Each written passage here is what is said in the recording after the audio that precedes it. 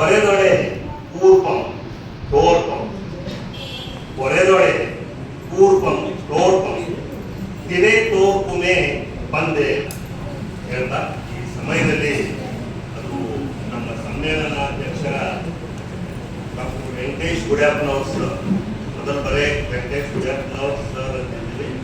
ಈಗ ಮುಂದೆ ಡಾಕ್ಟರ್ ಸೌಭಾಗ್ಯ ಎಲ್ಲರಿಗೆ ಬಂದ ಈ ಒಂದು ಪದ್ಯದ ಒಂದು ಅರ್ಥ, ಉಕ್ಕಿನಿಂದ ಮಾಡಿದ ಖಡ್ಗವನ್ನು ಮಸೆದರೆ ಅದು ಹಾಗೆ ಹರಿತವಾಗುತ್ತದೆ. ಉಕ್ಕಿನಿಂದ ಮಾಡಿದ ಖಡ್ಗವನ್ನು ಮಸೆದರೆ ಅದು ಹಾಗೆ ಚೂಪಾಗುತ್ತದೆ. ಒಂದು ವೇಳೆ ಮರದಿಂದ ಮಾಡಿದ ಖಡ್ಗವನ್ನ ತಿಕ್ಕಿ ತಿಕ್ಕಿ ಮಸೆದರೆ ಅದು ಮುದುಗಿ ಹೋಗುತ್ತದೆ. ಆ ರೀತಿಯಾಗಿ ಡಾಕ್ಟರ್ ವೆಂಕಟೇಶ್ ಗುಡ್ಯಾಪ್ಪನವರ್ ಸರ್ ಅವರ ಬದುಕನ್ನು ನಾವು ನೋಡಿದಾಗ ಅವರು ಉಕ್ಕಿನ ಒಂದು ಖಡ್ಗ ಇದ್ದ ಅವರ ಜೀವನದ ಪ್ರತಿ ಹೆಜ್ಜೆಯೂ ಕೂಡ ಈಗ 1:33 ಆಗಿದೆ. ಸಂಘಟಕರು ರಮೇಶ್ ಅಂಕರ್ ಇಲ್ಲಿಲ್ಲ, ಹೋಗ್ಬಿಟ್ಟಿರ್ತಾನೆ. ಅದಕ್ಕೆ ನನಗೆ ಯಾವುದೂ ಟೈಮ್ ಇಲ್ಲ ಅಂತ ತಿಳ್ಕೊತೀನಿ, ನನಗೆ ಮಾಡೋದಿಲ್ಲ. ಅವರ ಬದುಕನ್ನು ನೋಡಿದಾಗ ಬಡತನದಿಂದ ಬಂದಂತಹ ಒಬ್ಬ ವ್ಯಕ್ತಿ ತನ್ನ ಓದು ಬರಹದಿಂದ ತನ್ನದೇ ಆದ ವಿಶಿಷ್ಟವಾದ ಸಾಹಿತ್ಯದಲ್ಲಿ ಗುರುತಿಸಿದರು. ಇವರು ಒಂದು ಉಕ್ಕಿನ ಖಡ್ಗನ ತಮ್ಮ ಜೀವನವನ್ನು ಸಾಹಿತ್ಯದ ಅಭ್ಯಾಸದಲ್ಲಿ, ಸಾಹಿತ್ಯದ ದಾರಿಯಲ್ಲಿ ಅದನ್ನು ಮಸೆದು ಚೂಪಾದ ವ್ಯಕ್ತಿ. ಅಂದರೆ ಅವರ ಜೀವನಕ್ಕೆ ಒಂದು ಅರ್ಥ ಬಂದಿದೆ. ಅದಕ್ಕೆ ತಂದ ಗೌರವ ಅಂತಂದ್ರೆ ಇವತ್ತು ದೇಹ ಮೈತ್ರಿ ಯುವ ಸಾಹಿತ್ಯ ಸಮ್ಮೇಳನದ ಸಮ್ಮೇಳನಾಧ್ಯಕ್ಷರಾಗಿ ಆಯ್ಕೆಯಾಗಿದ್ದು ಅಂತೇಳಿ ನನ್ನ ಗುಡ್ಯಾಪ್ಪನವರ್ ಸರ್ ಅವರು ವಿಜಯವಾಣಿ ಪತ್ರಿಕೆಯ ಪತ್ರಕರ್ತರು. ಅವರ ಒಬ್ಬ ಪತ್ರಕರ್ತರಾಗಿ ಏನೋ ಒಂದು ಯಾವುದೇ ವಿಷಯದ ಬಗ್ಗೆ ಏನಾದರೂ ಗೊಂದಲ ಮಾಡಿಕೊಂಡು ವಿವಾದ ಸೃಷ್ಟಿಸುವಂತ ವ್ಯಕ್ತಿ. ಅವರ ನೇರ ನುಡಿ ಇರುವ ಸಂಭಾವಿತ ಲಕ್ಷಣಗಳು ಯಾವುದೇ ಅಭಿಪ್ರಾಯವನ್ನು ನೇರವಾಗಿ ಹೇಳುವುದು. ಅವರು ಅಷ್ಟೇ ಕೂಲಾಗಿ ವರದಿಗಾರ. ಒಮ್ಮೊಮ್ಮೆ ನನಗೊಮ್ಮೆ ವಿಚಾರ ಬರ್ತದೆ, ವರದಿಗಾರ ಯಾರು, ಪತ್ರಕರ್ತರ. ವರದಿಗಾರರು ಅಂತಂದ್ರೆ ಇವತ್ತು ಒಂದು ಇಲ್ಲಿ ಕಾರ್ಯಕ್ರಮ ನಡೆದಿದೆ, ಈ ಕಾರ್ಯಕ್ರಮದಲ್ಲಿ ಏನೇನಾಯಿತು, ಯಾರು ಏನು ನುಡಿದರು, ಯಾರ್ಯಾರಿಗೆ ಸನ್ಮಾನ ಆಯಿತು, ಯಾರ್ಯಾರು ಅಭಿನಂದನೆ, ಯಾರ್ಯಾರು ಕೊನೆಯದಾಗಿ ವಂದನಾರ್ಪಣೆ ಮಾಡಿದರು, ಮೊದಲನೇದಾಗಿ ಯಾರು ಬರಮಾಡಿಕೊಂಡ್ರು, ಮೊದಲು ಯಾರು ಮಾತಾಡಿದ್ರು, ನಂತರ ಯಾರು ಮಾತಾಡಿದ್ರು, ಇವರೆಲ್ಲರೂ ಹೆಸರ ಬರುವಂತೆ. ಯಾಕಂತಂದ್ರೆ ನಮ್ಮ ವರದಿಗಾರಿಗೆ ಒಂದು ದೊಡ್ಡ ಸಮಸ್ಯೆ ಅಂತಂದ್ರೆ ಏನು ಭೇದ ಭಾವ ಇದೆ.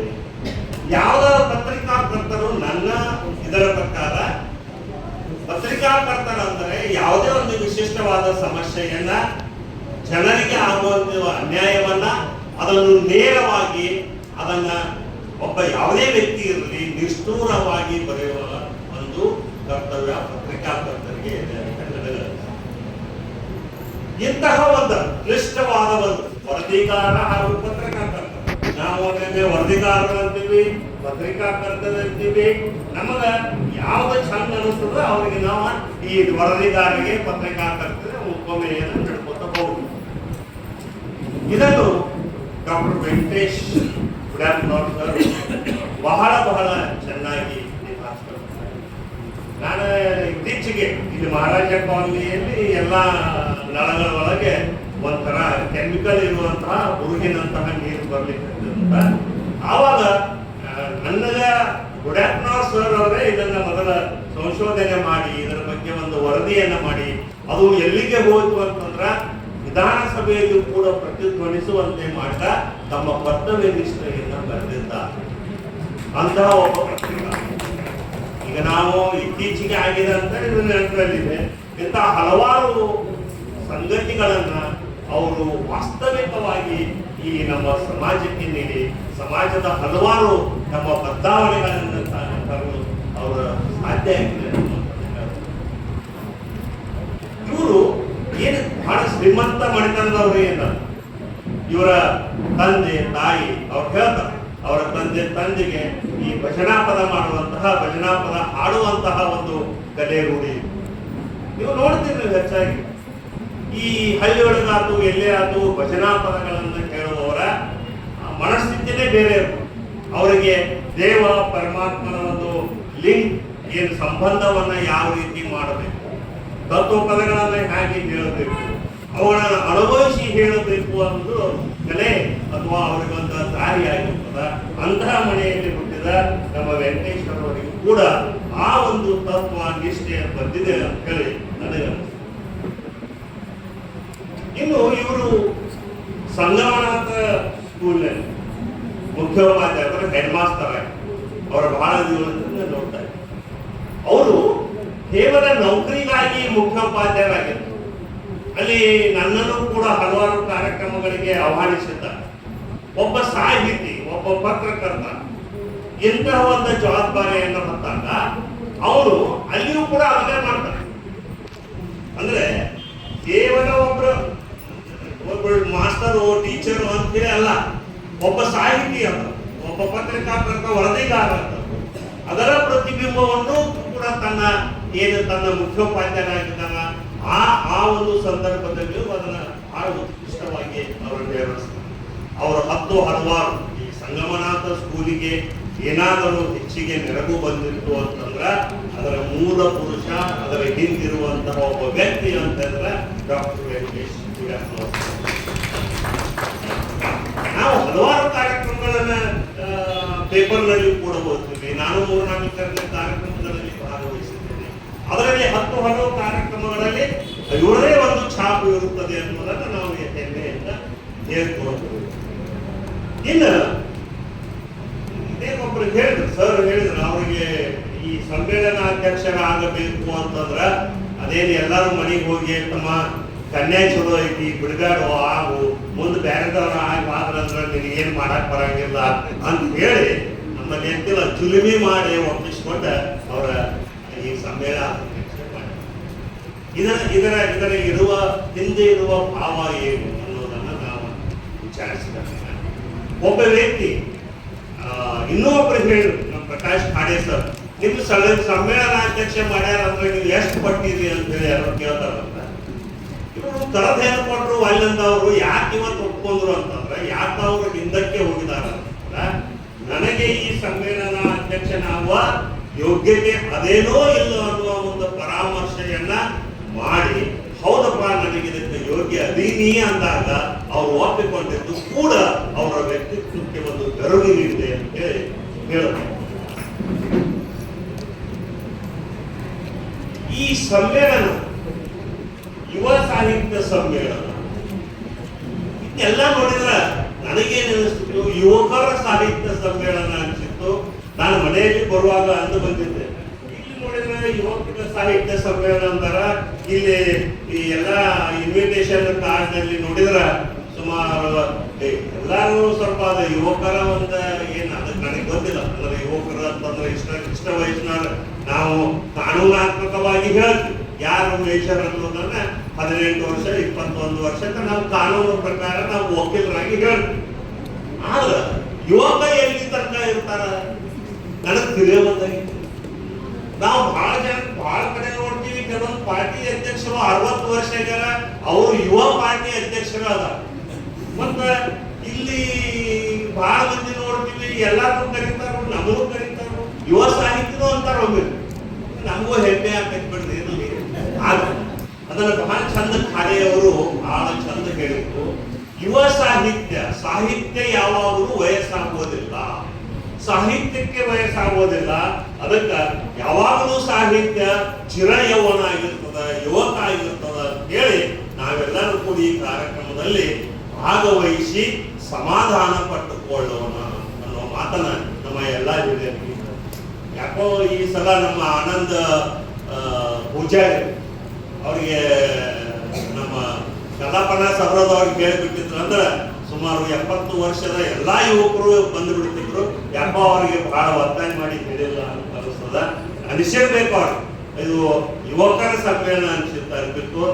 ಆದ್ರೆ ಯುವ ಸಮ್ಮೇಳನ, ಯುವ ಸಾಹಿತ್ಯ ಸಮ್ಮೇಳನ ಅಂತ ಹೇಳಿ ನಿಜವಾದ ಅರ್ಥ ಆಗಿತ್ತು ಅಂತಂದ್ರೆ ಇಲ್ಲಿ ಕೂಡಲಿಕ್ಕೆ ಜಾಗ ಸಿಗ್ತಿರ್ಲಿಲ್ಲ ಅನಿಸ್ತದೆ. ನಮ್ಮ ಇನ್ನ ಗುಳೇಪ್ನವ್ರು ಸರ್ ಏನ್ರಿ ನಾ ಒಂದು 4-5 ಪುಸ್ತಕ ಬರ್ತೀನಿ ಅಷ್ಟಕ್ಕ ಯಾಕೆ ನಾನು ಇಷ್ಟ ಮಾಡಿರಿ ಅಂದಿದ್ದಕ್ಕ ಕುಲ್ಸಾರ್ ಸರ್ ಅವ್ರಿಗೊಂದು ಇದನ್ನ ಕೊಟ್ರು, ಸಮಾಧಾನಕರ ಬಹುಮಾನ ಏನ್ ಕೊಟ್ರು. ಮಾರಾಯಣ 4 ಪುಸ್ತಕ ಮಾಡಿ ನನ್ನ ಸಮ್ಮೇಳನ ಅಧ್ಯಕ್ಷ ಮಾಡಿದ್ರು, ಈ 10 ಮಾಡಿ ನೀ ಯೋಗ್ಯ ಇದೆ ಅಂತ ಹೇಳಿ ಅವ್ರಿಗೆ ಬೆನ್ನು ತಟ್ಟಿದ್ರಂತ. ಅವರ ನನ್ನ ಸುಮಾರು 10 ಅವರ ಇವು ಬರ್ತಾವ. ನನ್ನ 4 ಗೌಣ ಸಂಕಲನ, ಪಲ್ಲಟ ಕಾದಂಬರಿ, ಶೋಧ, ಮಕ್ಕಳ ಕಾದಂಬರಿ, ದಮನಿತರ ಧ್ವನಿ, B.R. ಅಂಬೇಡ್ಕರ್ ಹಾಗೂ ಇತರ ಕವಿತೆಗಳು, ನನ್ನ ಗುರಿ ನನ್ನ ಹೆಜ್ಜೆ, ವಿದ್ಯಾರ್ಥಿಗಳ ಶೈಕ್ಷಣಿಕ ಮಾರ್ಗದರ್ಶಿಗಳ ಜೊತೆಗೆ ಕನ್ನಡ ಸಾಹಿತ್ಯ ಪರಿಷತ್ತಿನ ಸ್ಮರಣ ಸಂಚಿಕೆಗಳಾದ ಬ್ಯಾರ್ತೋರೆ, ಘಟಪ್ರಭೆ, ಮಂಡಲ ಹೀಗೂ 10 ಹಲವಾರು ಈ ನಾಡಿನ ಕೃಷಿ, ಜಲ ಹಾಗೂ ಸಂಪತ್ತು, ಸಂಸ್ಕೃತಿಗಳ ಬಗ್ಗೆ ಅವರು ತಮ್ಮದೇ ಆದ ಹಾಗೆಯಲ್ಲಿ, ವಿಶೇಷವಾದ ಹಾಗೆಯಲ್ಲಿ ಅವರ ತಮ್ಮ ಕೃತಿಗಳನ್ನು ಬರೆಯುತ್ತಿದ್ದಾರೆ. ಇಂಥ ಒಬ್ಬರ ಸಮ್ಮೇಳನ ಅಧ್ಯಕ್ಷರು ಈ ಸಮ್ಮೇಳನಕ್ಕೆ ಅಧ್ಯಕ್ಷರಾಗಿದ್ದು ಈ ಒಂದು ಸಭೆಗೆ, ಈ ಒಂದು ಸಮ್ಮೇಳನಕ್ಕೆ ಕಳಸಪ್ರಾಯರಾಗಿದ್ದಾರೆ ಅಂತ ಹೇಳಿ ಹೇಳಬಹುದು. ಇನ್ನು ನಾನು ಮೊದಲೇ ಹೇಳಿದ್ದೆ, ಮೊದಲು ಬರೀ ವೆಂಕಟೇಶ್ ಗುಡ್ಯಾಪ್ನವ್ರು ಸರ್ ಅಂತಿದ್ವಿ. ಗುಡ್ಯಾಪ್ನವ್ರು ಡಾಕ್ಟರೇಟ್ ತಗೊಂಡು ಕೂಡ ಇವರು ಇತ್ತೀಚೆಗೆ ಮಟ್ಟಿಗೆ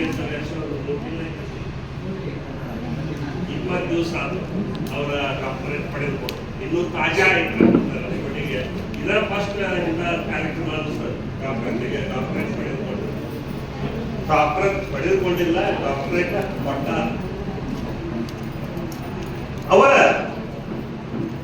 ಡಾಕ್ಟರ್ B.M. ಪಾಟೀಲ್ ಅವರ ಮಾರ್ಗದರ್ಶನದಲ್ಲಿ ಕನ್ನಡದ ಬಂಡಾಯ ಕಾವ್ಯ, ಆಶಯ ಮತ್ತು ಅಭಿವೃದ್ಧಿಯ ನೆಲೆಗಳು ಎನ್ನುವ ಮಹಾಪ್ರಬಂಧಕ್ಕೆ ಹಂಪಿ ಕನ್ನಡ ವಿಶ್ವವಿದ್ಯಾಲಯ ಡಾಕ್ಟರೇಟ್ ಪ್ರದಾನ ಮಾಡಿದೆ.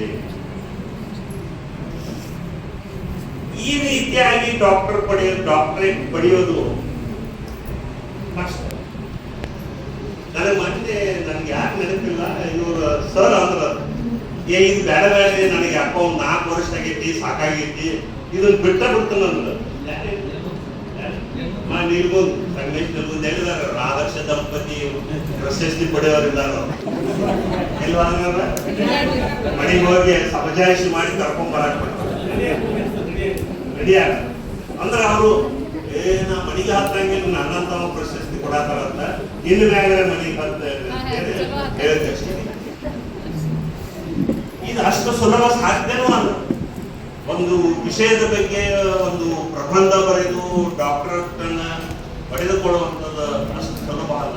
ಅದನ್ನೇ ಅಂದ್ರೆ ನಾನು ಬಿಡ್ತೀನಿ ಅನ್ನುವ ಹಂತದಲ್ಲಿ ಬೇಡ, ಇಷ್ಟು ದಿವಸ ಮಾಡಿಯಪ್ಪ ನೀ ಇದನ್ನು ಪೂರ ಮಾಡುವ ಅಂದಾಗ ಅದನ್ನ ಅವರು ನಮ್ಮ ಈಗ ಏನಾಗತ್ತಂದ್ರೆ ಮುಖ್ಯೋಪಾಧ್ಯಾಯರನ್ನ ಹೆಡ್ ಮಾಸ್ಟರ್ ಡ್ಯೂಟಿ ಅದ್ರ ಜೊತೆ ಪತ್ರಿಕಾಕರ್ತರು, ಅದ್ರ ಜೊತೆ ಇಂಥವೆಲ್ಲ ಸಾಹಿತ್ಯದ ಕಾರ್ಯಕ್ರಮ 10 ಹಲವಾರು ಕಾರ್ಯಕ್ರಮದ ಜೊತೆಗೆ ಪ್ರಬಂಧ ಬರೆಯುವುದು ಅಂದ್ರು ಅದೇನಷ್ಟು ಸುಲಭದ ಕೆಲಸ ಅಲ್ಲ. ಅಂತ ಒಂದು ಪ್ರಬಂಧ ಬರ್ತಾರ, ಪ್ರಬಂಧ ಬರೆದು ಡಾಕ್ಟರೇಟ್ ಪಡೆದ ನಂತರ ಈ ಒಂದು ಸಮ್ಮೇಳನ ಅಧ್ಯಕ್ಷರಾಗಿ, ಯುವ ಸಾಹಿತ್ಯ ಸಮ್ಮೇಳನ ಅಧ್ಯಕ್ಷರಾಗಿ ಚಲೋ ಬರೀತೀವಿ. ಆದ್ರೆ ಅದನ್ನು ಹೇಳಾಕ್ ಬರಂಗ, ಭಾಳ ಮಂದಿ ಹೇಳಾಕ್ ಬರ್ತೈತಿ, ಬರೆಯಕ್ ಬರಂಗ. ಆದ್ರೆ ಸರ್ ಎರಡೂ ಅದ, ಅವರು ಚಲೋ ಬರೀತಾರ, ಚಲೋ ಮಾಡ್ತಾರ, ಚಲೋ ಹೇಳ್ತಾರ. ಹೀಗಾಗಿ ಅವರು ಎಲ್ಲ ಕವಿ ಮನಸ್ಸುಗಳಿಗೆ ಬಹಳ ಹತ್ತಿರವಾಗಿದ್ದಾರೆ ಅನ್ನುವ ಮಾತನ್ನು ಈ ಸಂದರ್ಭದಲ್ಲಿ ಹೇಳ್ತಾರೆ. ಇದೇ ಮತ್ತೆ ಅವರು ಹೇಳಿದ್ರು, ಸಾಕಷ್ಟು ಕಾರ್ಯಕ್ರಮಗಳಲ್ಲಿ ಅವರು ನಿರೂಪಕರಾಗಿ ಕಾರ್ಯಕ್ರಮ ನಡೆಸಿಕೊಡ್ತಾರ. ಮತ್ತು ಆಕಾಶವಾಣಿಯಲ್ಲಿ ಕೂಡ ಯುವರಂಜನಿ ಕಾರ್ಯಕ್ರಮದ ನಿರೂಪಕರಾಗ್ಯಾರ.